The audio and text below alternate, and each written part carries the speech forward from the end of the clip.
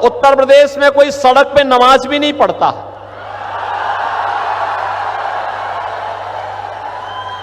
अब वहां मस्जिदों के भी माइक उतर गए। अब तो बहन और भाई, अगले 5 वर्ष में आप देखेंगे कि लोग भूल ही जाएंगे कि ये भी कोई चीज होती थी, कि चिल्लाहट होती थी, लोग परेशान होते थे, लोग भूल जाएंगे। बहन और भाइयों, हमें अगर एक भारत श्रेष्ठ भारत बनाना है तो सबकी भावनाओं का सम्मान करना होगा, भारत के महापुरुषों को सम्मान देना होगा, भारत के देवी देवताओं को हर हाल में उनके प्रति आदर का भाव रखना होगा,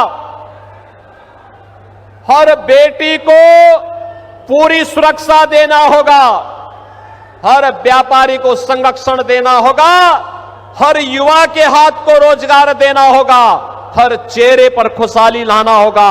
और यही तो छत्रपति शिवाजी महाराज का हिंदवी स्वराज का पाठ है। और यही कार्य तो मोदी जी कर रहे हैं। पिछले 10 वर्ष में हमने बदलते हुए भारत को देखा है। बहन और भाइयों, ये नया भारत, इस भारत में दुनिया के अंदर भारत का सम्मान बढ़ा है, सीमाएं सुरक्षित हुई हैं, आतंकवाद और नक्सलवाद पर लगाम कसा गया है। और आपने भी देखा है, आतंकवाद और नक्सलवाद तो पूरी तरह नकेल कसाई गया है, लेकिन अगर कहीं पटाखा का भी थोड़ा सा जोर से आवाज हो जाए तो सबसे पहले पाकिस्तान सफाई देता कि मेरा हाथ नहीं है, मेरा हाथ नहीं है, क्योंकि उसे मालूम है ये नया भारत है। छेड़ता नहीं, लेकिन कोई छेड़ता है तो छोड़ता भी। और कांग्रेस की सरकार के समय क्या होता था? आतंकवाद होता था, मुंबई विस्फोट हुए थे, कांग्रेस के लोग क्या कहते थे? यूपीए सरकार कहती थी आतंकवादी सीमा पार के हैं।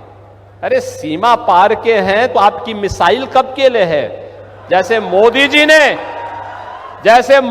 ने एयर स्ट्राइक करके सीधे पाकिस्तान के अंदर घुस करके आतंकवाद को पूरी तरह तबाह किया।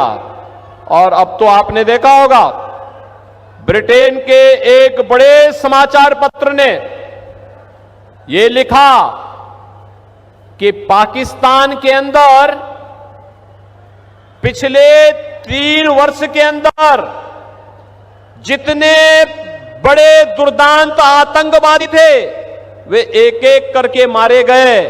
और मारने वालों में भारत की एजेंसी का हाथ है। भाई, जो हमारा दुश्मन है हम उसकी पूजा थोड़े करेंगे। अरे कोई हमारे लोगों को मारेगा तो हम उसको पूजेंगे नहीं भाई, हम भी तो उसको वही करेंगे जिसका वो हकदार है, और वही हो रहा है। और अब तो पाकिस्तान को, पाक अधिकृत कश्मीर को बचाना मुश्किल हो रहा है। अगले 6 महीने के अंदर आप देखेंगे कि पाक अधिकृत कश्मीर भी भारत का हिस्सा हुआ। ये इसके लिए हिम्मत चाहिए होती है, हिम्मत, दम हो तभी ये काम हो सकता है। ये कांग्रेस की तरह नहीं, इंडी गठबंधन के नेताओं की तरह, उनके घटक दलों की तरह नहीं कि हम आतंकवाद पर कुछ नहीं कर सकते क्योंकि ये तो पाकिस्तान से, यही तो बोलते थे ये लोग। आज अगर वह कुछ करता है तो वो थोड़ी सी टेढ़ी नजरों से देखता क्या है कि उससे पहले कि वो भारत की तरफ नजरें टेढ़ी करे, उसकी नजरों को ही निकाल करके बाहर कर दिया जाता, कहा जाता चुप, ये नहीं चलेगा। बहनों और भाइयों, ये नया भारत है, बिना रुके, बिना डिगे, बिना हटे, बिना डरे आज मोदी जी के नेतृत्व में विकास की जिस यात्रा को आगे बढ़ा रहा है, आप सबके सामने है। अभी मैं देख रहा था मुंबई से नागपुर का समृद्धि एक्सप्रेसवे, मैं देख रहा था महाराष्ट्र के अंदर इंफ्रास्ट्रक्चर मोदी जी के नेतृत्व और मार्गदर्शन में माननीय गडकरी जी ने कितना अच्छा इंफ्रास्ट्रक्चर दिया है।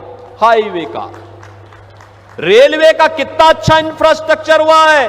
नमो भारत, वंदे भारत, अमृत भारत, अत्याधुनिक वर्ल्ड क्लास ट्रेन, मेट्रो और युवाओं के लिए आईआईटी भी है,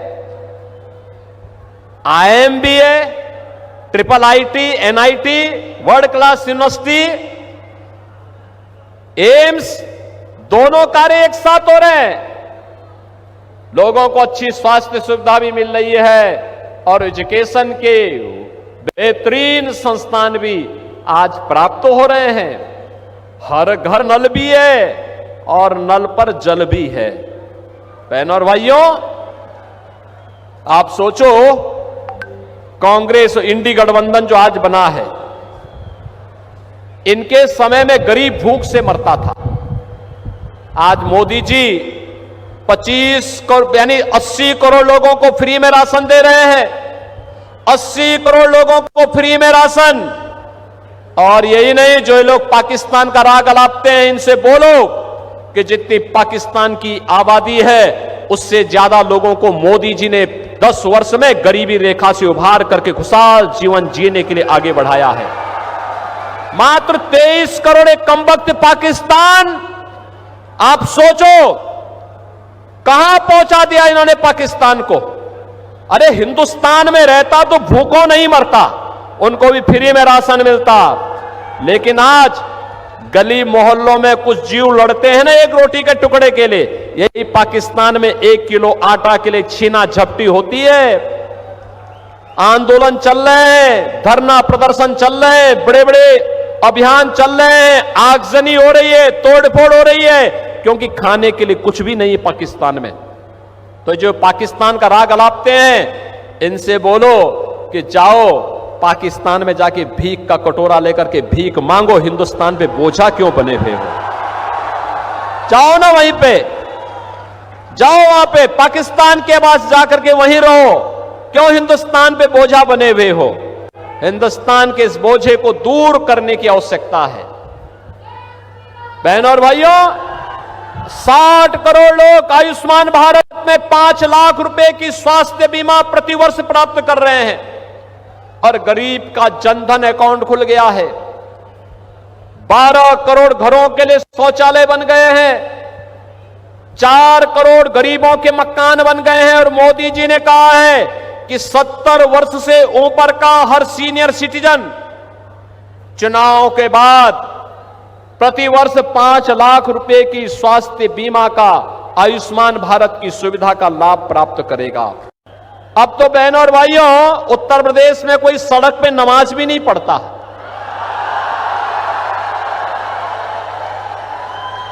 अब वहां मस्जिदों के भी माइक उतर गए। अगले 5 वर्ष में आप देखेंगे कि लोग भूल ही जाएंगे कि ये भी कोई चीज होती थी, कि चिल्लाहट होती थी, लोग परेशान होते थे, लोग भूल जाएंगे। बहनों और भाइयों, हमें अगर एक भारत श्रेष्ठ भारत बनाना है तो सबकी भावनाओं का सम्मान करना होगा। भारत के महापुरुषों को सम्मान देना होगा। भारत के देवी देवताओं को हर हाल में उनके प्रति आदर का भाव रखना होगा। हर बेटी को पूरी सुरक्षा देना होगा। हर व्यापारी को संरक्षण देना होगा। हर युवा के हाथ को रोजगार देना होगा। हर चेहरे पर खुशहाली लाना होगा। और यही तो छत्रपति शिवाजी महाराज का हिंदवी स्वराज का पाठ है। और यही कार्य तो मोदी जी कर रहे हैं। पिछले 10 वर्ष में हमने बदलते हुए भारत को देखा है। बहनों और भाइयों, ये नया भारत,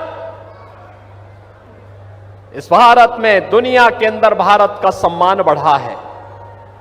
सीमाएं सुरक्षित हुई हैं। आतंकवाद और नक्सलवाद पर लगाम कसा गया है। और आपने भी देखा है आतंकवाद और नक्सलवाद तो पूरी तरह नकेल कसाई गया है, लेकिन अगर कहीं पटाखा का भी थोड़ा सा जोर से आवाज हो जाए तो सबसे पहले पाकिस्तान सफाई देता कि मेरा हाथ नहीं है, मेरा हाथ नहीं है, क्योंकि उसे मालूम है ये नया भारत है। छेड़ता नहीं, लेकिन कोई छेड़ता है तो छोड़ता भी